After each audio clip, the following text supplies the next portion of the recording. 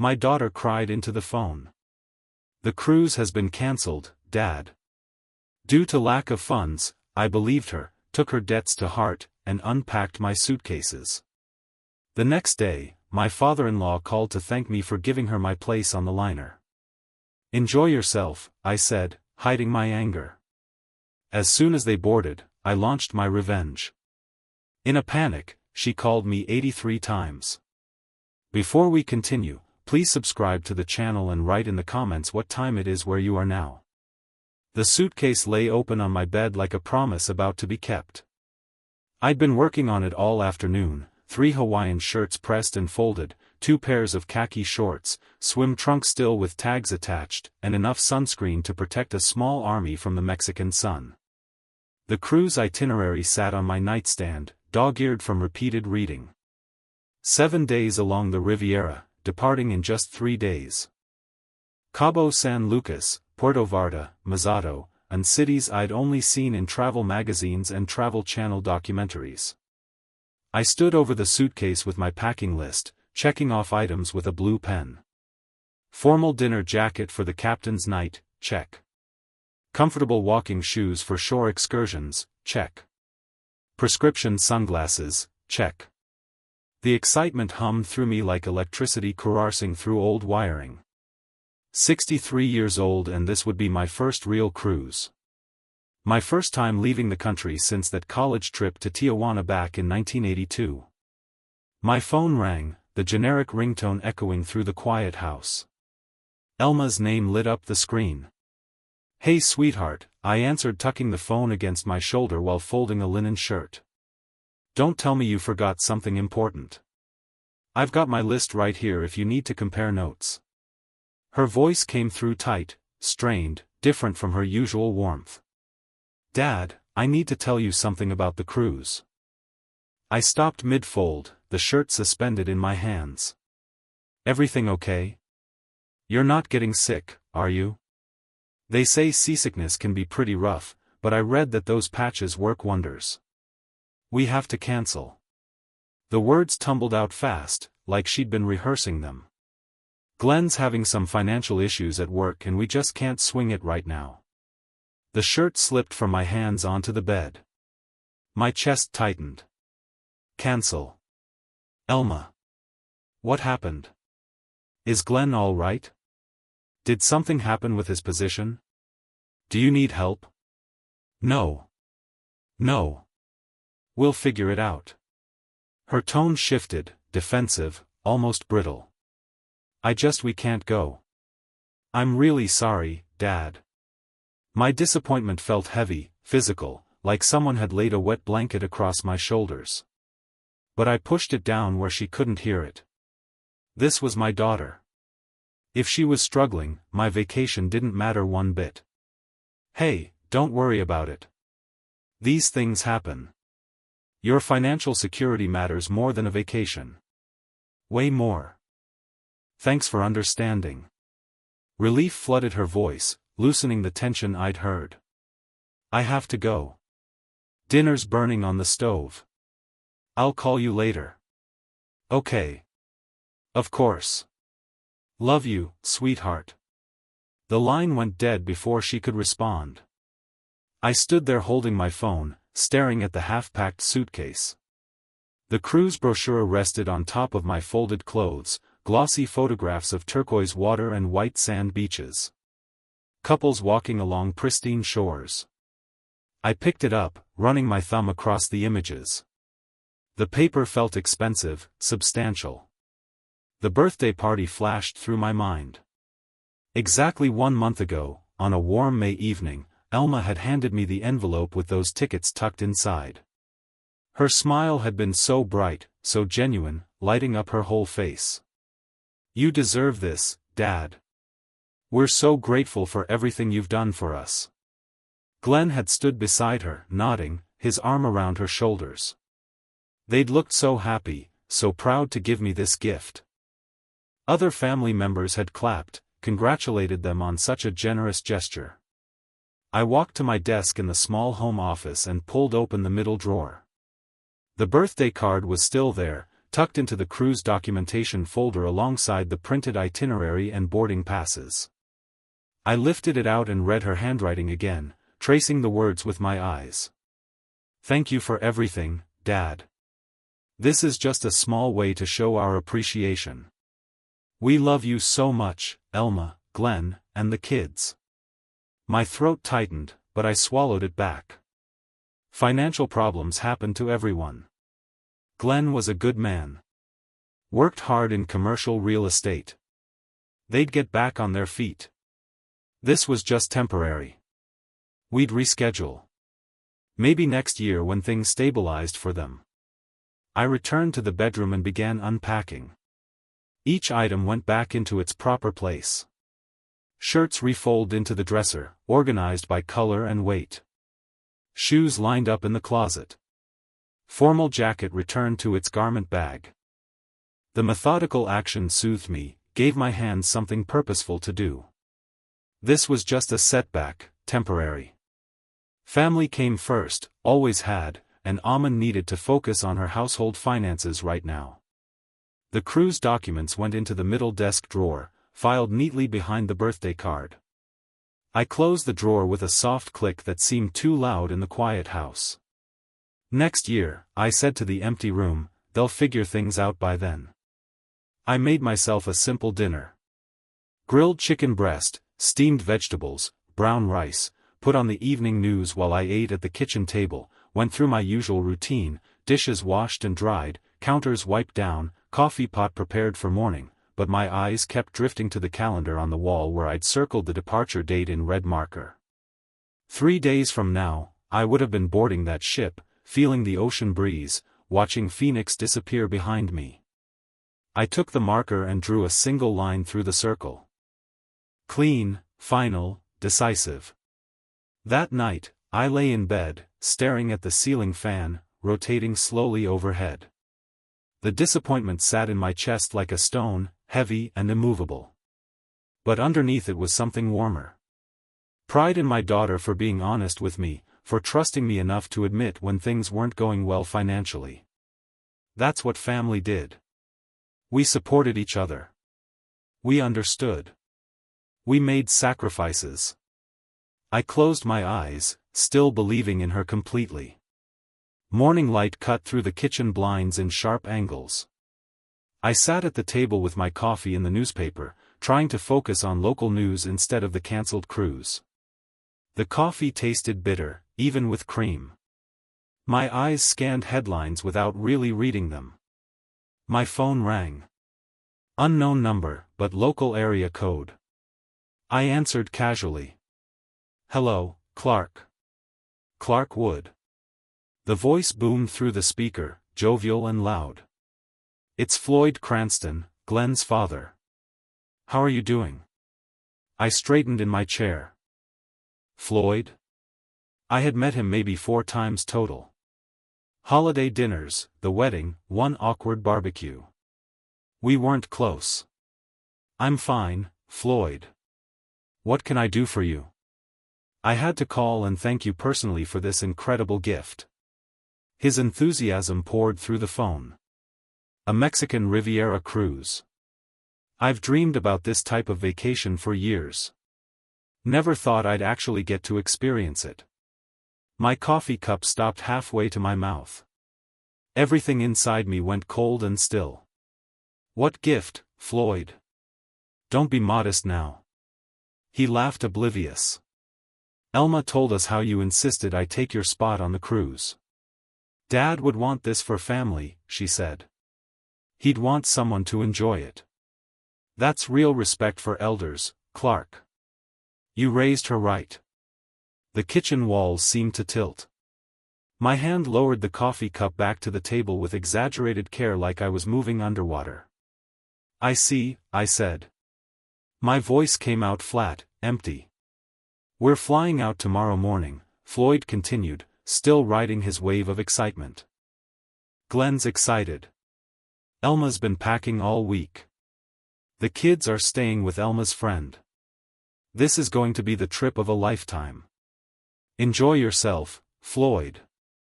The coldness in my tone finally penetrated at his enthusiasm. Well, yes. Thank you. I just wanted to say how much this means. Enjoy. I hung up. The phone sat on the table in front of me. I stared at it. My coffee grew cold. The newspaper lay forgotten. Headlines meaningless. She hadn't can-led the cruise. She'd given my spot to Glenn's father. Told him I'd volunteered it, made me look generous while stealing from me. I stood up slowly, walked to my home office, and sat at my desk. My movements felt mechanical, detached. I pulled open the file cabinet beside my desk and removed a folder labeled Second House Rental Property. The property sat in a decent neighborhood 15 minutes away, 2,000 square feet, 3 bedrooms, built in 1998.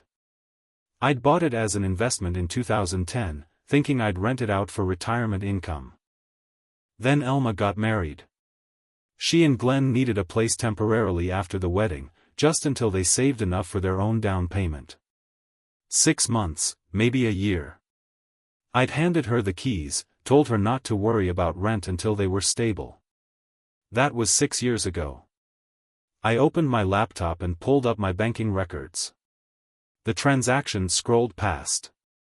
A digital record of generosity that now felt like evidence. $8,500 for Glenn's mother's emergency surgery.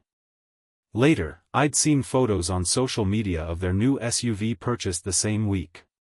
Elma smiling in the driver's seat, caption reading, "Finally upgraded our ride, $1,500 for unexpected medical bills. $1,200 for car repairs. $500 here, $800 there. Always with promises to repay next month." Next month never came. At family dinners, Alma praised my generosity, my big heart, my willingness to help family, never mentioned repayment, never brought up the mounting debt. I searched through my email, found the messages. Elma's words preserved in digital amber. "Dad, we're struggling this month. Could you help us out? We'll pay you back as soon as Glenn's commission check comes through. Another, I know we owe you already, but the kids need new clothes for school. Can you float us another $600? We'll settle up everything next month. I promise." The birthday party, her presentation of the cruise tickets, that sincere smile. "You deserve this, Dad." All those people watching, applauding her generosity. Using my own money she'd borrowed and never repaid, to buy me a gift, then stealing it back for her father-in-law. I opened a search engine and typed Arizona tenant eviction laws, then family loan repayment legal options, then verbal contract enforceability Arizona. I took notes in my leather notebook, the same one I'd used during my urban planning career. Organized, methodical. Without a written lease agreement, Elma was legally classified as a guest at will in my property. Arizona law allowed property owners to terminate such arrangements with 30 days written notice. No cause required. The property deed sat in my hand, my name only. No legal claim from Alma whatsoever. She'd never contributed to the mortgage, never paid property tax, never signed any formal agreement. For 6 years, she'd lived rent-free in a house worth $320,000. I looked at the calendar. Tomorrow they'd board a plane to Mexico. They'd sail away on my cruise, drinking Mai Tais and taking selfies at sunset, while I sat here having been too trusting, too generous, too much of a fool. Something settled inside me, cold, clear, perfectly calm. I picked up my phone and dialed a number from my professional contacts. The receptionist answered on the second ring. "Miller and Associates Law Firm. How may I help you?" "Robera Miller, please." My voice was steady, businesslike. "Tell her Clark Wood needs to discuss property law, specifically eviction procedures and debt collection." I waited on hold, listening to classical music, watching the morning sun climb higher through my kitchen window. "Clark." Roberta's voice came through, warm, professional. "It's been a while. What's going on?" I need to schedule a consultation. I glanced at my notebook at the organized list of grievances and dollar amounts. How soon can you meet? I hung up with Robera Miller's receptionist and sat back in my desk chair. Monday at 10 o'clock, 3 days from now, the appointment was scheduled, official, real. The scattered documents lay across my desk like pieces of a puzzle I'd been too blind to see. Bank statements, text messages, emails, 6 years of my daughter's lies, organized chronologically before me. I pulled my laptop closer and opened a fresh spreadsheet. Column headers, date, amount, stated purpose, supporting evidence. My fingers moved across the keyboard with practiced efficiency. This was familiar territory. I'd built my urban planning career on organizing complex information into clear patterns. The first entry, March 15, 2019. $8,500. Glenn's mother emergency surgery. I found the text message from that day. Elma's words frantic and desperate. Dad, Glenn's mom needs emergency surgery. They don't have insurance. Please, we'll pay you back as soon as we can. I transferred the money within an hour. 2 weeks later, the social media post appeared. Elma standing beside a gleaming white SUV, her smile brilliant in the Arizona sun. Finally upgraded our ride. Glenn surprised me. The post had 63 likes. My money had paid for those likes. I typed carefully. No surgery occurred. Funds used for vehicle purchase evidence. Social media post dated March 29, 2019. The pattern emerged as I worked through the records. April 2020, $3,200 for emergency car repairs that couldn't wait. June 2020, $2,800 for unexpected medical bills. We're drowning. September 2020, $1,500 for back-to-school expenses. Kids need clothes. Smaller amounts scattered throughout. $800, $600, $450, $950. Each request came with urgency, with promises, with gratitude. Each promise evaporated like morning dew. I highlighted the bank transfers in different colors. Yellow for amounts under $1,000, pink for amounts over $1,000. The statements transformed into a color-coded map of my own foolishness. Pink dominated the pages. By 8 o'clock that evening, my spreadsheet showed the truth in cold numbers. $34,000 in documented loans. $34,000 requested, received, never repaid. Each entry had supporting documentation, text messages where Elma wrote, "I'll pay you back next month. Promise or once Glenn's bonus comes through, we'll settle everything." The bonuses came. The settlements never did. I pulled another folder from my cabinet. The property deed to my second house.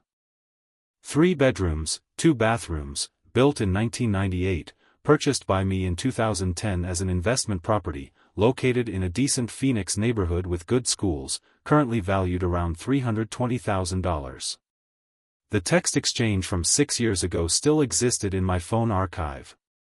I pulled it up, read Elma's message. "Dad, can we stay at your rental house temporarily? Just a few months while we save for our own place. We'll start paying rent as soon as Glenn's promotion comes through." Glenn's promotion came through 8 months later. The rent never did. I calculated quickly. 6 years and 2 months. If I charged even minimal rent, $200 monthly for a 3-bedroom house, that would be $74,400 in back rent. Add that to the $34,000 in direct loans and my generosity totaled over $18,000. The number sat on my screen, stark and undeniable. I opened a new browser tab and searched Arizona tenant law, no written lease. The results loaded quickly. I read through statute after statute, taking notes on my legal pad. Without a written rental agreement, Elma was classified as a guest at will, not a legal tenant with formal protections. I could terminate her occupancy with 30 days written notice. No eviction lawsuit required unless she refused to leave. The process was straightforward, almost elegant in its simplicity. I wrote on my notepad, "Notice delivered Monday, expires mid-July." Tomorrow morning, Friday, Elma, Glenn, and Floyd would fly to San Diego. They'd board the cruise ship, my cruise ship, and sail away into the Pacific. They'd drink complimentary champagne, eat elaborate buffet dinners, take sunset photos from the deck. They'd post about their amazing vacation, their wonderful family trip, their gratitude for this incredible experience. Meanwhile, I'd sit here with my spreadsheets and legal research, preparing their homecoming surprise. The irony tasted bitter, but satisfying. Let them enjoy their stolen vacation. 7 days of luxury purchased with deception. They'd come home to reality. I found a birthday card in my desk drawer, one Elma had sent 3 years ago. The front showed a father and daughter holding hands at sunset. Inside her handwriting, "Thank you for being the most generous father anyone could ask for. I don't know what we'd do without you. Love always, Elma." I read it twice. Generous. The word used to make me proud. Now it felt synonymous with gullible, with foolish, with used. I placed the card face down on my desk and continued working. Near midnight, I checked social media one final time. Elma's latest post uploaded an hour ago. Cruise vacation tomorrow. So excited. Dreams do come true. 68 likes already. Comments from friends. Have the best time. You deserve this. So happy for you guys. I took a screenshot, saved it to my evidence folder, then closed my laptop. Walking through my house, I turned off lights one by one. In the hallway, I passed the frame photo from Elma's wedding. She wore white lace. Glenn wore a gray suit. Both smiling like they'd won the lottery. I'd paid for half that wedding when Glenn's parents couldn't contribute their share. I didn't take the photo down. It stayed on the wall, but I stopped looking at it with sentiment. It was just evidence now. Everything was evidence. In bed, I stared at the dark ceiling. Tomorrow, they'd fly away on their stolen vacation. Monday, I'd meet with Roberta Miller. The machinery would begin moving, slow, methodical, inevitable. My name was on that property deed. My money filled that bank statement. My patience had limits. Those limits had been reached. The weekend passed in careful stillness. Saturday, I worked in my yard, trimming hedges with mechanical precision. Sunday, I organized my garage, sorting tools into labeled drawers. I didn't call anyone. No one called me. Monday morning arrived cool and bright. I dressed in a charcoal suit, white shirt, navy tie, the uniform of serious business. By 9:30, I was driving toward downtown Phoenix, my folder of documents on the passenger seat. Roberta Miller's office occupied the 6th floor of a mirrored building off Central Avenue. I'd worked with her firm years ago on municipal planning projects. She knew I wasn't dramatic, wasn't reactive. When I called about property law, she took me seriously. The receptionist showed me to a conference room at exactly 10 o'clock. Roberta entered 2 minutes later, extending her hand with a firm grip. Late 50s, silver hair cut short, reading glasses hanging from a chain around her neck. "Clark, it's been too long." She sat across from me, opening a fresh legal pad. "Tell me what's going on." I removed documents from my folder, placing them on the polished table in organized stacks. Property documents first, then financial records, then communication history. She picked up the property deed, examined it closely, set it aside, moved to the bank statements, scanning the highlighted transfers. Her expression remained neutral, professional, but I saw understanding flicker in her eyes. "This is clear-cut," she said after 20 minutes of review. "You own the property outright. There's no rental agreement. You have documentation of repeated loan requests with promises of repayment. She tapped the text message printouts. Legally, you're on solid ground. How long will the eviction process take? 30 days if they cooperate. She made a note on her pad. Maybe 45 if they fight it, but they won't win. You have every legal right to reclaim your property. I pointed to one specific bank statement. This one, $8,500. She said it was for her mother-in-law's surgery. Emergency operation. Couldn't wait. I kept my voice level. 2 weeks later, she's posting pictures of a new SUV. Roberta studied the date, the amount, my highlighted notation. The reason for the loan doesn't matter legally. What matters is she acknowledged it as a loan and promised repayment. These text messages prove that. When you send these documents, they're on a cruise ship. They'll get the email at sea. Good. Roberta leaned back in her chair. Gives them time to think about their situation before they get home. Sometimes distance provides clarity. Or panic that too. She called her paralegal through the intercom. Sandra appeared moments later, efficient-looking woman in her 30s, tablet in hand. Roberta explained what we needed. Formal notice to vacate for the property, demand for repayment letter for the loans, both on firm letterhead, both sent certified mail and email for documentation purposes. Sandra worked quickly, her fingers flying across her tablet keyboard.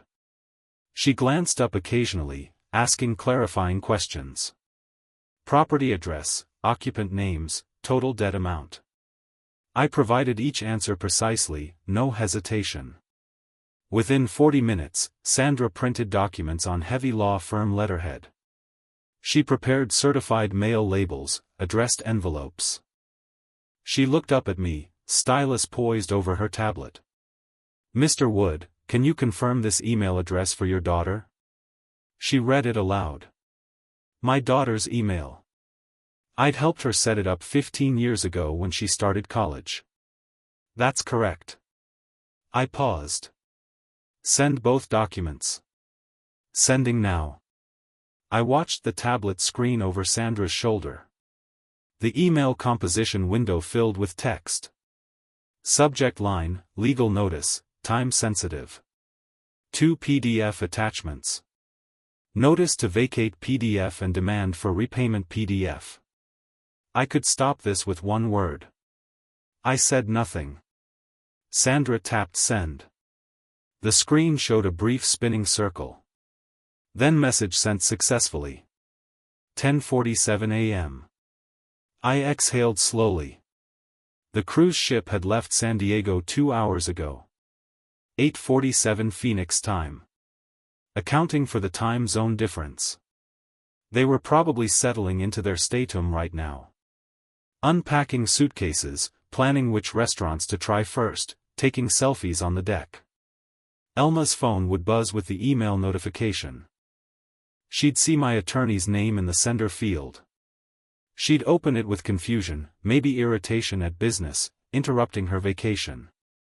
Then she'd read the words, notice to vacate, demand for repayment, 30 days to leave the property, 60 days to begin repayment or face civil lawsuit. I imagined her face draining of color. Glenn reading over her shoulder, his expression shifting from confusion to alarm. Floyd wandering past their cabin, oblivious, asking if they wanted to grab lunch at the buffet. Roberta drew a timeline on her notepad, walking me through scenarios. Best case, they leave quietly and negotiate a payment plan. Worst case, they refuse to leave and force court eviction. Refuse to pay and force civil lawsuit. Either way, the law is clearly on your side. What about my chances of actually collecting the debt? We'll start with wage garnishment if they won't negotiate. Glenn has a job, right? Commercial real estate makes decent money. Then we have options. She made another note.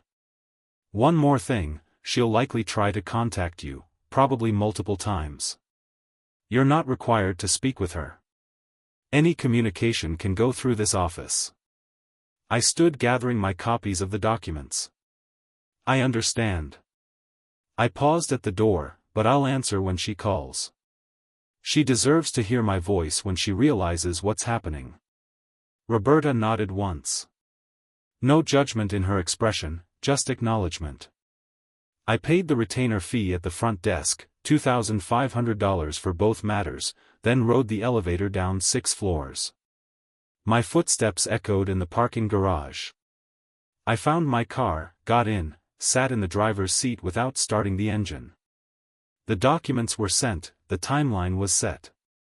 The machinery of justice was moving forward, slow and methodical and inevitable. I started the car and drove home through midday traffic, the Arizona sun bright and merciless overhead. It was done. I didn't hear from Elma for 3 days.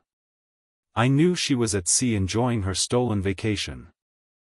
I went about my routine, worked on some consulting projects for municipal clients, reorganized files in my home office, took long walks in the evening heat. On the 3rd day of their cruise, while I was having lunch at home, my phone started buzzing once, twice, 3 times in rapid succession. I glanced at the screen. Alma. I set the phone face down on the table and kept eating my sandwich. Later, I learned what had happened. The first 2 days of the cruise had been everything they'd hoped for. The ship was luxurious. Gleaming corridors, multiple restaurants, a theater with evening shows. Floyd boasted to other passengers about how his family took care of him. Glenn won $40 at the ship's casino. Elma posted photos on social media. Sunset from the deck, elaborate buffet spreads, the 3 of them smiling with tropical drinks. On the 3rd morning, the ship docked at Cabo San Lucas. While Glenn and Floyd signed up for a fishing excursion, Alma decided to stay on board. She'd sleep in, maybe get a massage, definitely check her email using the ship's Wi-Fi. She'd been offline for 2 full days, and felt disconnected from the world. She sat in the ship's internet cafe, a small room with 6 computer stations and terrible lighting. $29.99 for a 1-hour Wi-Fi package. She paid with her credit card and waited for her inbox to load. Promotional emails. Social media notifications. A message from her dentist about an upcoming appointment. Then one that made her stomach drop. Miller and Associates Legal Services. Legal notice. Time sensitive. Her finger hovered over the screen. Miller and Associates. She didn't recognize the name. Legal notice. Her father's name in the preview text. She tapped it. The email opened. 2 PDF attachments. Notice to vacate premises PDF and formal demand for debt repayment PDF. The first document loaded slowly on the weak ship connection. Official letterhead legal language. You are hereby notified that your tenancy of the property located at her address, her home is terminated effective 30 days from receipt of this notice. She scrolled down. Her father's signature, his attorney's signature. Date, Monday, June 16, 2025, 4 days ago. The second document was worse, an itemized list, March 15, 2019. A 500 stated purpose, medical emergency. April 8, 2020. 3,200, stated purpose, car repairs. On and on. Every loan she'd ever asked for listed with dates and dollar amounts. Total $34,000. Payment in full or arrangement for repayment plan must be initiated within 60 days or debtor faces. Civil lawsuit and potential wage garnishment. Elma stood so quickly her chair scraped loudly against the floor. An elderly woman at the next computer station glared at her. Elma didn't notice. She ran from the internet cafe through the ship's corridors, her sandals slapping against polished floors. Passengers moved aside, startled by her urgency. In her cabin, she grabbed her phone with shaking hands, dialed her father's number. International call charges be damned. The phone rang. Once, twice, 3 times. Voicemail. She hung up and dialed again. Voicemail. Again, voicemail. Again. She didn't know that after the third call, I'd blocked her number. Every subsequent attempt went straight to voicemail without ever ringing on my end. By the time Glenn and Floyd returned from their fishing excursion, sunburned, cheerful, Floyd carrying a photo of himself holding a marlin, Elma was hysterical. She'd called 15 times, sent a dozen text messages that I had read but not answered. What happened? Glenn dropped his tackle box, hurrying to where Elma sat on the bed, her face red and blotchy. She shoved her phone at him. Read it. Glenn scrolled through the documents, his expression shifting from confusion to alarm. Floyd read over his shoulder, squinting at the screen. That manipulative old man. Floyd's voice boomed in the small cabin. He planned this. Waited until we were trapped on a ship so we couldn't respond. Glenn kept reading, his jaw tightening. Is this real? All these amounts? Of course it's not all real. Elma's voice cracked. Some of it, yes, but $34,000. Glenn's eyes found hers. Elma. We were going to pay him back. Things have just been tight. And this is harassment, Floyd interrupted. Legal harassment. We should sue him for emotional distress. Glenn ignored his father. When did you plan to tell me we owed your dad $34,000? I tried calling him, Elma said desperately. He won't answer. He's not responding to my texts. We need to get off this ship. We need to go home and fix this. We're in Mexico, Glenn said flatly. We can't just leave. The ship returns in 4 days. Floyd paced the narrow cabin. This is illegal. Has to be. You can't evict family. He's not evicting family. Glenn's voice was cold. He's evicting tenants who never paid rent. For more days at sea. For days of Elma sending text messages that went unanswered. Dad, please answer. Dad, we need to talk. This is insane. You can't do this. Answer your phone. I read each one as it arrived. My expression never changed. The messages escalated, pleading, please, Dad, let's talk about this. There's been a misunderstanding. Explaining, we were going to pay you back. Things have just been tight. Bargaining. I can start making payments immediately. Just don't evict us. Then angry. How can you do this to your own daughter? Finally threatening. You'll regret this. Everyone will know what kind of person you are. I took screenshots of the threatening messages and forwarded them to Robert Miller. Then I muted the conversation. The rest of their cruise was miserable. Elma barely ate. Glenn spent hours on the ship's Wi-Fi researching Arizona tenant law, getting conflicting information from legal websites. Floyd alternated between rage and strategy sessions. When we get back, we'll fight this properly. Get our own lawyer. Other passengers noticed their tension. The family that had been so happy, so celebratory, was now huddled in corners, having urgent whispered conversations. They skipped evening shows, left dinners early. The dream vacation had become a floating nightmare. Meanwhile, I went to the gym, cooked healthy meals, met a friend for coffee, slept soundly. The machinery was in motion. Nothing they said or did from a cruise ship in Mexican waters would stop it. They returned home on a Sunday evening. I knew their flight schedule. I'd seen it on the original cruise itinerary. I imagined them driving through Phoenix at sunset, the city lights spreading out below the mountain preserve, Elma staring out the window with dread. I was in my backyard watering tomato plants when my phone rang. 7:45 p.m. Alma's number. I'd unblocked it that morning. Knowing this call would come, let her think I'd been ignoring her all week simply by choice. I let it ring 4 times before answering. "Hello, Elma." "Dad." Her voice was raw, exhausted. "We need to talk. We just got home. There's the house. There's certified mail taped to the front door." I'd known about that.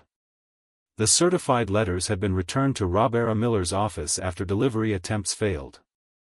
No one home to sign for them. Standard procedure.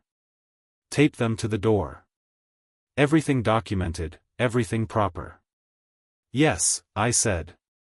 "Those are copies of the documents you received electronically." "Dad, please, can we come over? We need to talk face to face." "No." The single word hung between us. "What do you mean, no?" "I'm your daughter, and you stole from me," I said calmly. I walked inside, closing the patio door behind me. "You lied to me repeatedly. You took my cruise and gave it to Glenn's father. We don't need to meet face to face. You need to contact my attorney. How can you do this to me? You're throwing your own daughter out on the street." I sat in my living room chair, looking at the framed photos on my bookshelf. Elma at her high school graduation. Elma at her wedding. Smiling, grateful, loving daughter. "You have a job. Glenn has a job. You'll find another place to live. You've had 6 years of free housing. That's ended. And because of one cruise, one thing, and you destroy my life." "Not one thing." My voice stayed level. 6 years of things. The cruise was simply the clearest example of what you think of me. I'll pay you back. I promise. Just don't do this. Your promises don't mean anything anymore, Elma. You have 30 days.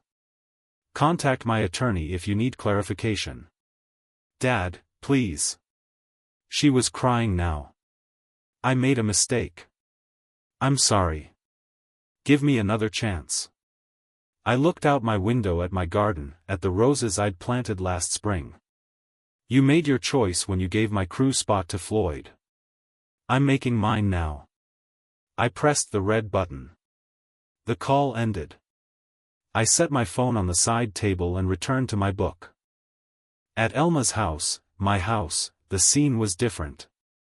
Elma threw her phone across the room. It bounced off a couch cushion and landed on the carpet, screen intact, but her frustration unspent. She collapsed onto the couch, pulling a throw pillow against her chest, sobbing. Glenn sat beside her, saying nothing. What could he say? Floyd paced, muttering about heartless old men and legal battles. After 20 minutes, Glenn stood and retrieved his laptop from their bedroom. He opened it at the kitchen table and began typing searches. 3-bedroom house, rent Phoenix, Arizona. Arizona tenant rights without lease. Eviction notice response options. The results were clear and consistent. Without a lease agreement, they had no legal leg to stand on. 30 days was generous. Arizona law allowed property owners to terminate at will with as little as 10 days' notice in some circumstances. We need to focus on the practical, Glenn said, his voice cutting through Elma's sobs and Floyd's rants. We have less than 26 days to find a place and move. This is what he wants. Floyd jabbed a finger toward nothing in particular. He wants you to roll over. He wants us out of his house, Dad. And legally, he can have that. Glenn's exhaustion showed in every word. Fighting costs money we don't have and time we don't have. Elma lifted her head. How much do we need to move? Glenn had already calculated it. 5,000, maybe 6. First month's rent, security deposit, truck rental, utility deposits at a new place, he paused. Plus application fees, plus paying someone to help us move heavy furniture. We don't have that, Elma whispered. I know, Glenn met her eyes. We'll figure something out. Credit cards, maybe a personal loan. We don't have a choice. We have savings, Elma said desperately. $2,800 that covers maybe half of what we need, and then we're broke. Glenn's fingers moved across his laptop keyboard. Rental applications require proof of income. First month, last month, security deposit. Some places want all three. We're looking at $2,600 to $2,800 a month for a 3-bedroom in a decent area. The numbers were crushing. They'd lived rent-free for so long that budgeting had become abstract. Glenn's income paid for car payments, insurance, their children's activities, groceries, dinners out. Alma's income went to shopping, household items, savings. Except the savings rarely accumulated because there was always something they needed. What about the $34,000? Floyd asked. Can't you just ignore that? No. Glenn pulled up one of the legal websites he'd found. If we don't respond to the debt demand within 60 days, he can file civil suit. Once he has a judgment, he can garnish wages, place liens on any property we acquire, damage our credit for years. So, we're supposed to find $6,000 to move and start paying him back. Elma's voice rose. How? Glenn closed his laptop. I don't know yet, but we have 3 weeks to figure it out, so we need to start now. He opened a notebook and wrote a header. Plan below it numbered items. 1. Find rental property. Budget $2,600 month max. 2. Apply for personal loan or increase credit card limits. 3. Schedule moving truck. 4. Start packing. 5. List furniture we can sell to raise cash. 6. Contact Dad's attorney about debt repayment plan. Elma watched him write. You're really going to negotiate with him after what he's doing? He's within his legal rights. Glenn's pen didn't stop moving. Being angry doesn't change that. We respond professionally and hope for reasonable terms. Reasonable? Floyd's voice dripped contempt. There's nothing reasonable about this. Glenn looked at his father directly. You know what's not reasonable? Living in someone else's house for 6 years without paying rent. Borrowing $34,000 and never paying it back. Lying about medical emergencies to fund car purchases. His voice stayed calm, but something hard had entered it. Clark isn't being unreasonable. We were. The room went silent. Floyd sat down heavily. Elma stared at Glenn like she didn't recognize him. Glenn returned to his notebook, adding more items to the list. The only sound was his pen scratching paper and the hum of the refrigerator. Outside, the Phoenix night had fully settled. Somewhere across the city, in a different house, I was reading my book in peaceful quiet. The machinery continued its work. 2 days after they returned from the cruise, Elma made an appointment with an attorney. Not my attorney, her own.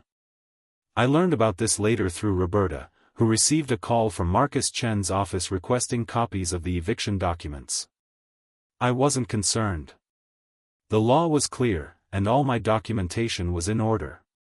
While Elma sat in a downtown office searching for loopholes, I was home organizing my second property for new tenants. Real tenants this time with proper lease agreements. Marcus Chen's office occupied the 3rd floor of a building on East Jefferson Street. Alma arrived 15 minutes early, clutching a folder containing printed copies of the eviction notice and debt demand. She'd barely slept in 2 days. Marcus met her in his conference room, mid-40s professional demeanor, patient eyes. He listened while she explained her situation, occasionally taking notes on a yellow legal pad. I've lived in that house for 6 years, Elma said, her voice tight. My father never asked for rent before. We had an arrangement. Then suddenly he's evicting me over one argument. Marcus set down his pen. Do you have a rental agreement? Any written lease? Elma's face fell. No, it was informal family arrangement. Marcus pulled up documents on his laptop, comparing them against Arizona statutes displayed on a second monitor. After 15 minutes of reading, he leaned back in his chair.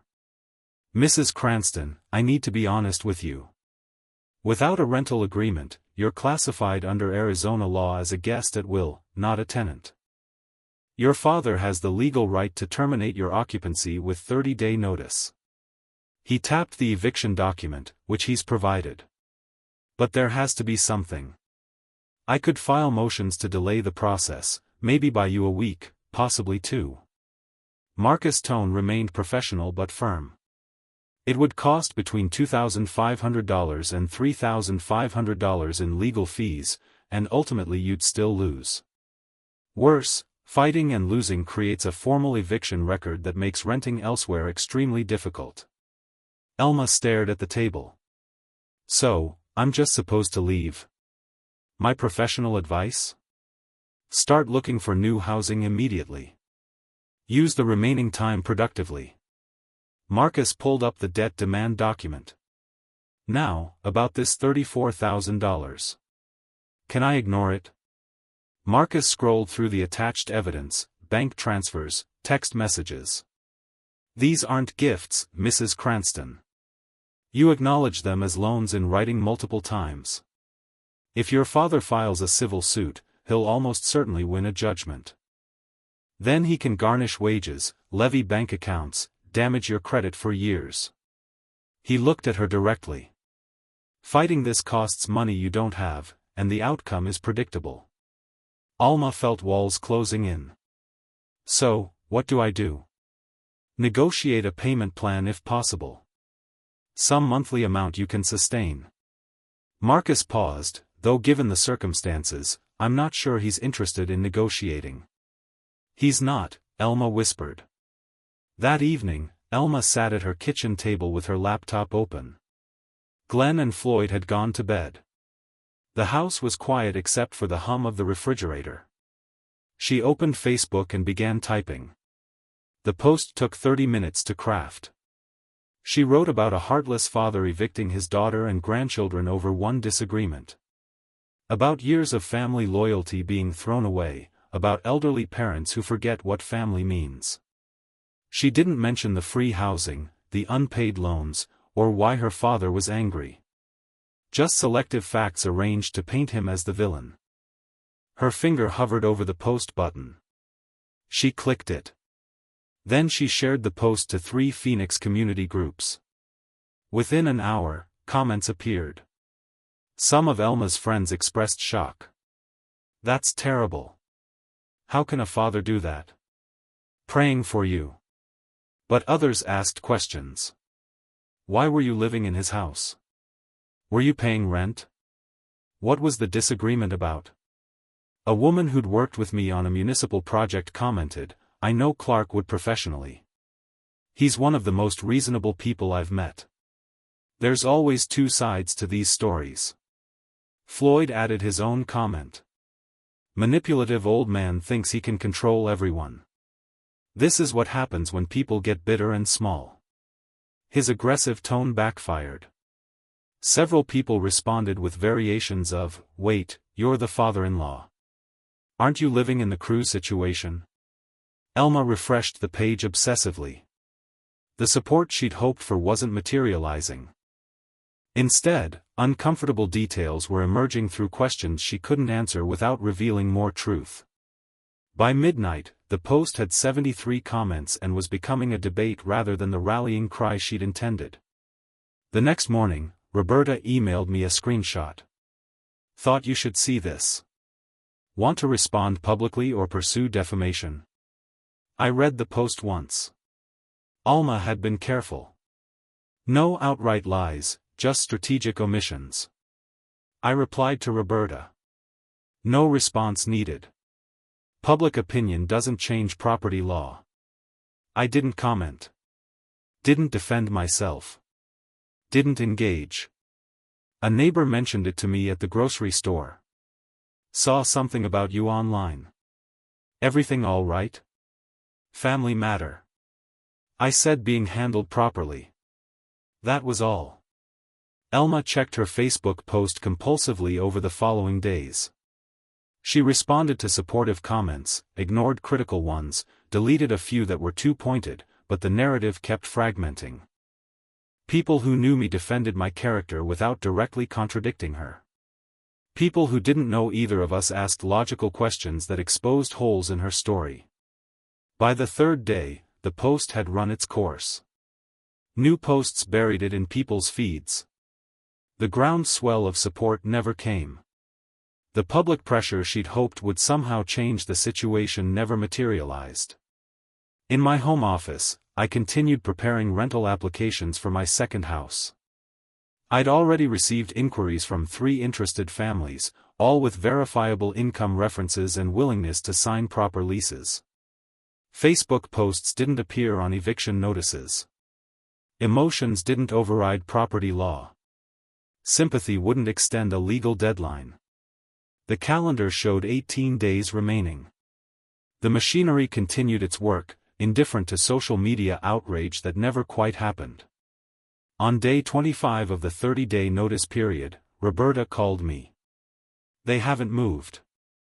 I drove by this morning, cars in the driveway, curtains open, clearly still occupied. Do we proceed?" I was in my backyard trimming rose bushes. I set down my pruning shears. "File the eviction lawsuit." We gave them 30 days. They chose not to use it. Court date will be about a week out. This will be public record. I'm aware. File it anyway. 2 days later, Glenn received a summons. Forcible entry and detainer action. Court date July 18, 10 a.m. He sat at the kitchen table reading the legal document, his hands shaking slightly. "We're being sued," he said to Elma. "Your father is actually taking us to court." "Can he do that?" Floyd demanded, reading over Glenn's shoulder. "Apparently, yes." Glenn's voice was flat. "We've been formally served." That night, Floyd drank too much. Around 11 p.m., my phone rang. Floyd's number. I considered not answering and then decided to. I pressed the record button on my phone app. Arizona is a one-party consent state. And accepted the call. "Clark Wood," I said. "You think you're tough?" Floyd's words slurred slightly. "Taking advantage of your own daughter. Real men don't do that. Maybe somebody needs to teach you a lesson about respect." I kept my voice calm, deliberately clear. "Floyd, are you threatening me? I want to make sure I understand what you're saying." "I'm saying people like you get what's coming. You keep pushing, you'll find out." "I see. Thank you for clarifying." I ended the call. The recording was saved automatically. I emailed it to Roberta with a brief note. Documentation of harassment retained for possible future action. The court hearing was brief, 20 minutes from start to finish. I sat at the plaintiff's table with Roberta. Elma, Glenn, and Floyd sat at the defendant's table with no attorney.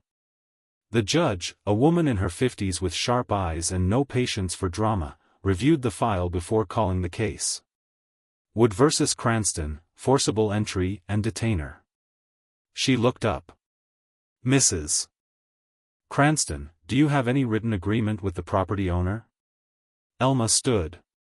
"No, Your Honor. He's my father." It was informal. The relationship doesn't change property law. The judge's tone was matter of fact, not unkind. "Without a rental agreement, you're occupying the property as a guest. The owner has terminated that arrangement with proper notice. You've had 33 days. She glanced at the calendar. Judgment for plaintiff. Defendants have 7 days to vacate. If you're not out by July 25, the sheriff will remove you. The gavel came down. Elma stared at the judge in disbelief. Floyd muttered something angry that I didn't catch. Glenn helped Elma stand. Her legs seemed unsteady. In the parking lot, I walked to my car without looking at them. Behind me, I heard Elma crying. Glenn's voice low and urgent. Floyd's complaints about the rigged system. I drove home, feeling tired, but not triumphant. This was necessary, not enjoyable.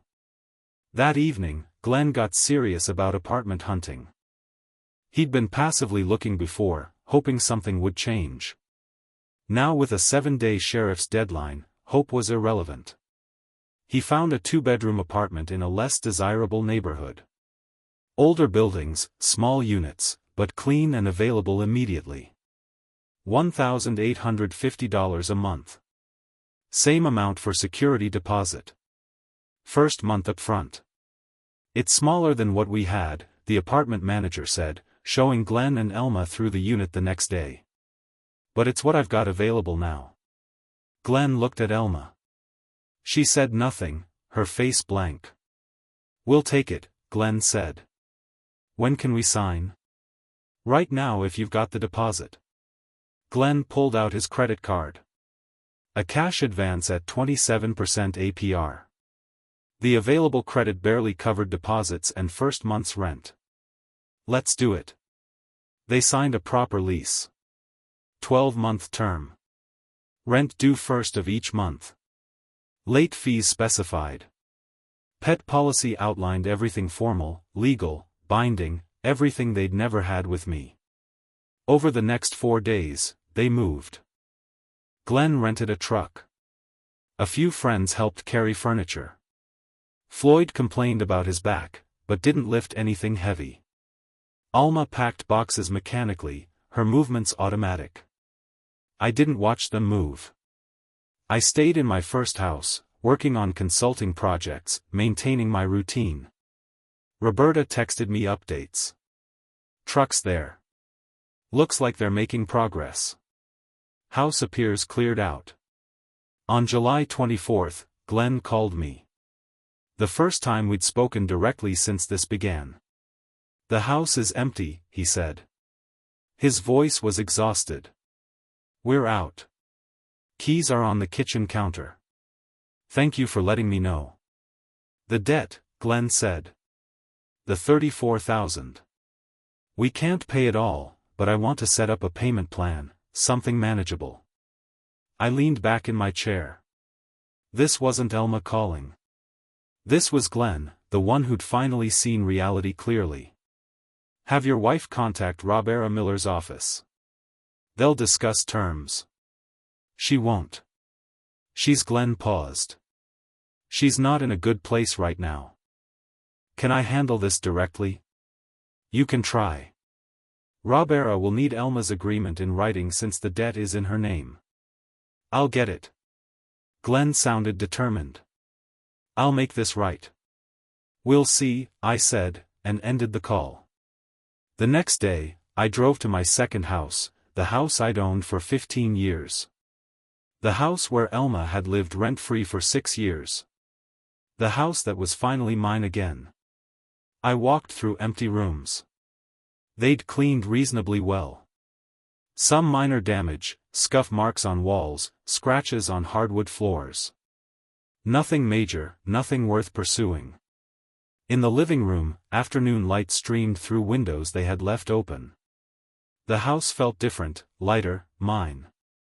I stood in the silence, keys in my hand, and exhaled slowly. The eviction was complete.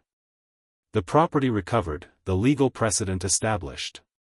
One phase ended, another the debt collection was just beginning. 6 days after the judge's ruling, they moved out. I didn't go to the house that day. I didn't want to see Elma's tears or Floyd's glares. Didn't want any dramatic final confrontation. I stayed home working in my garden, occasionally checking my phone for Roberta's text, confirming they'd left.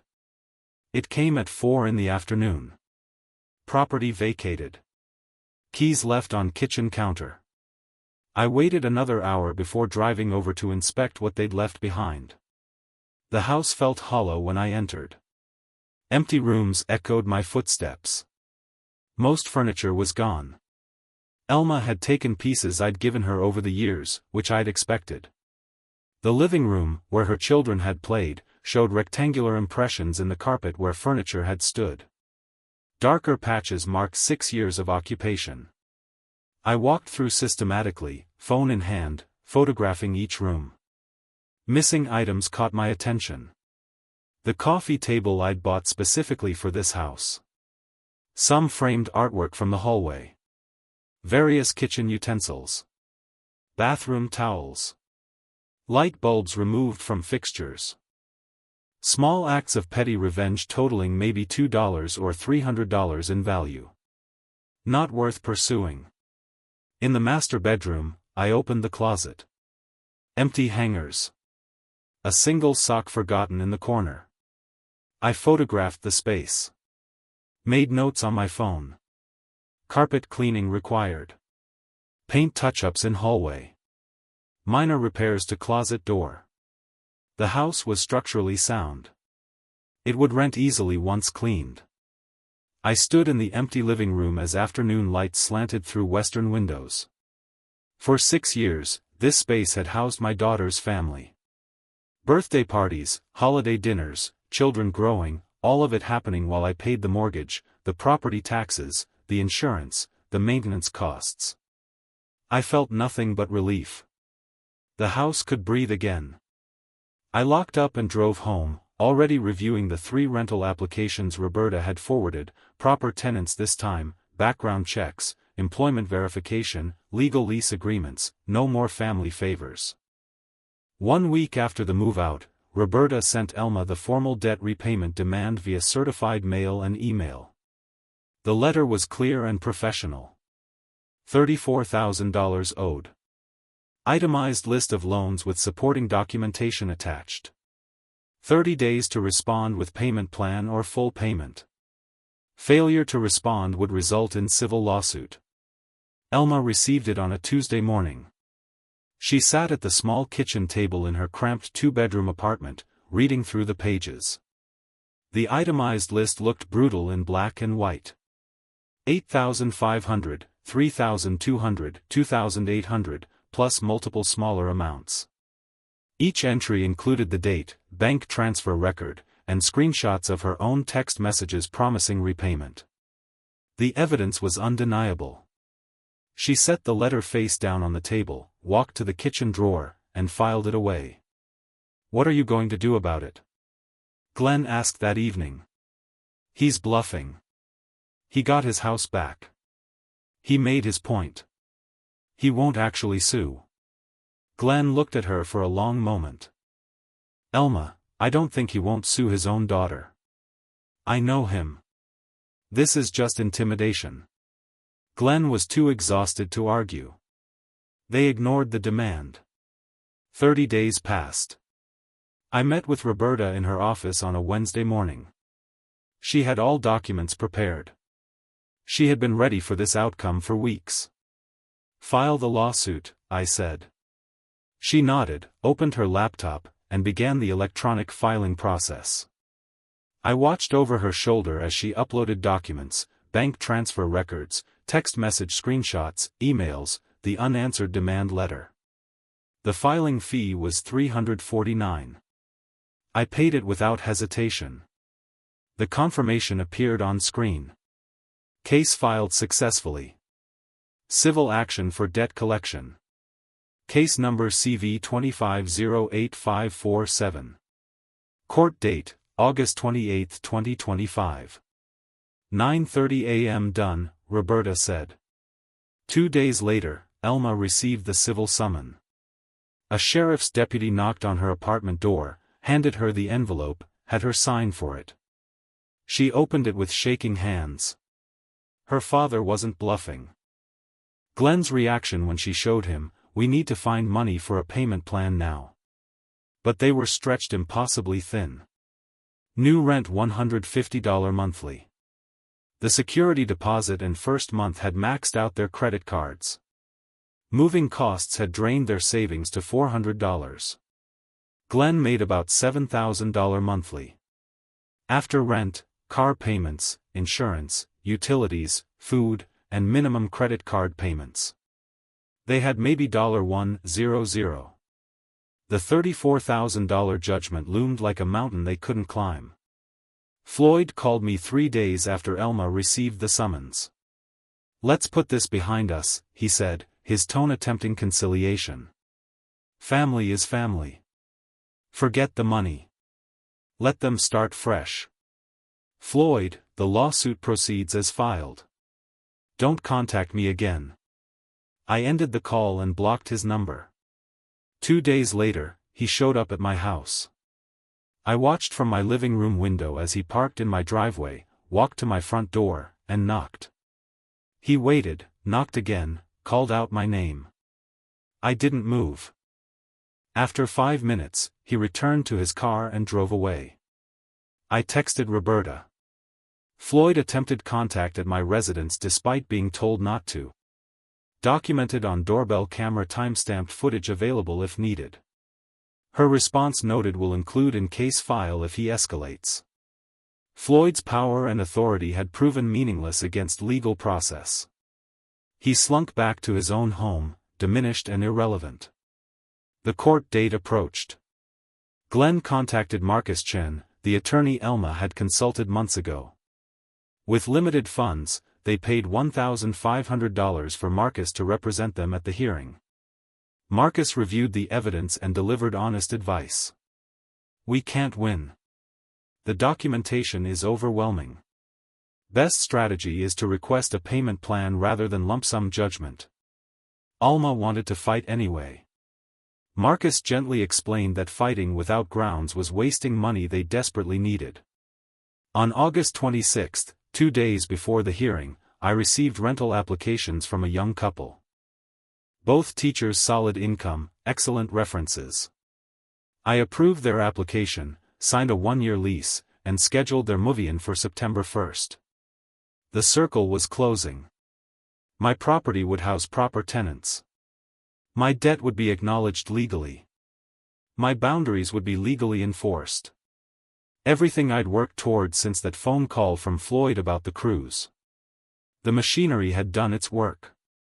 Now came the final judgment. The courtroom was smaller than I'd expected. 20 rows of benches, fluorescent lighting, the seal of Arizona mounted behind the judge's bench. August heat pressed against the building outside, but aggressive air conditioning made the courtroom almost cold.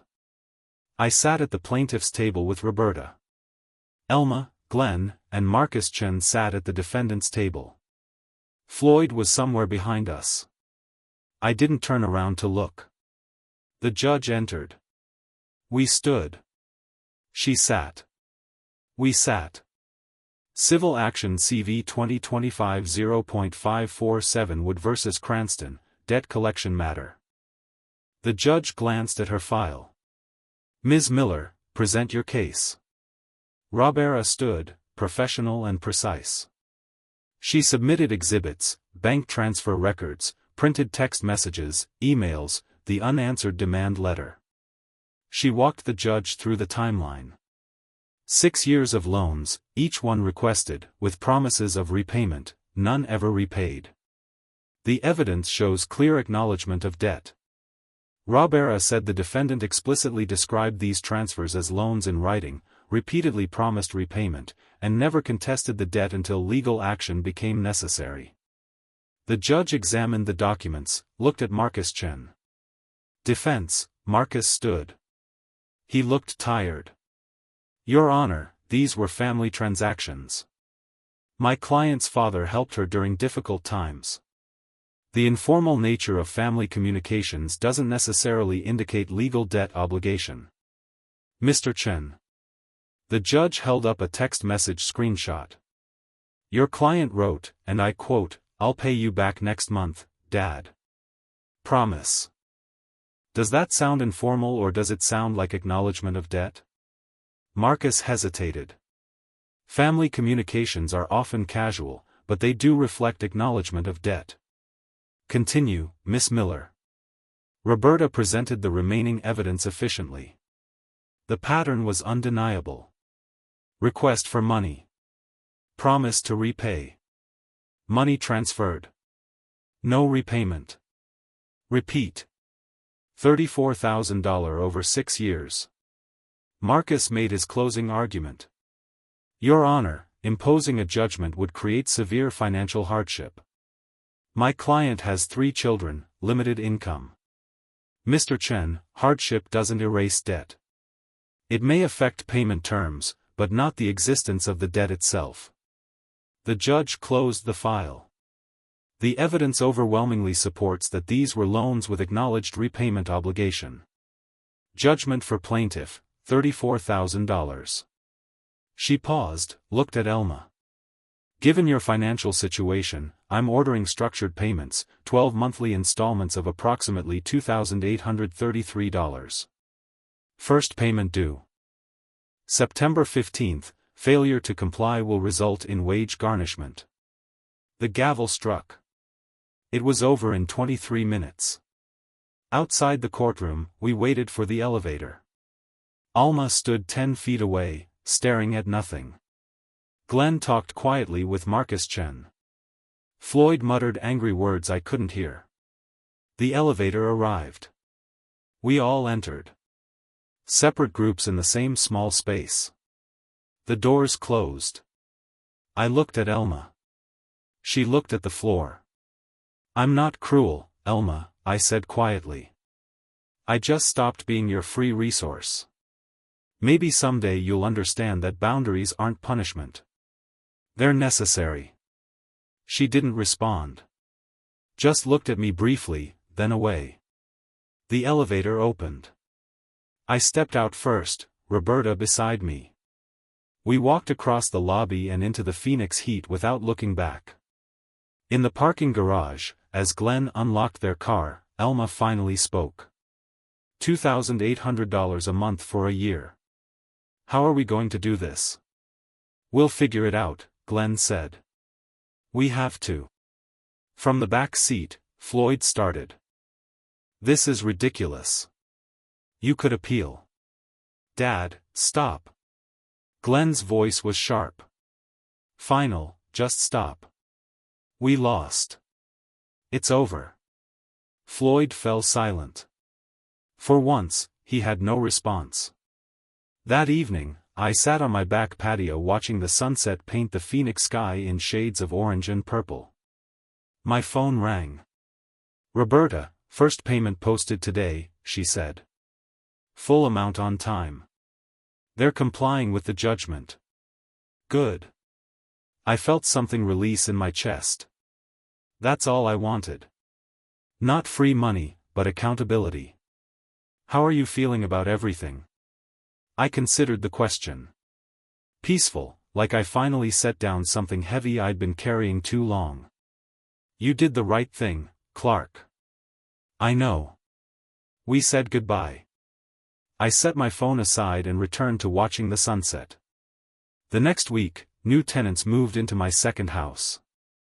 The young teachers, excited, grateful, professional.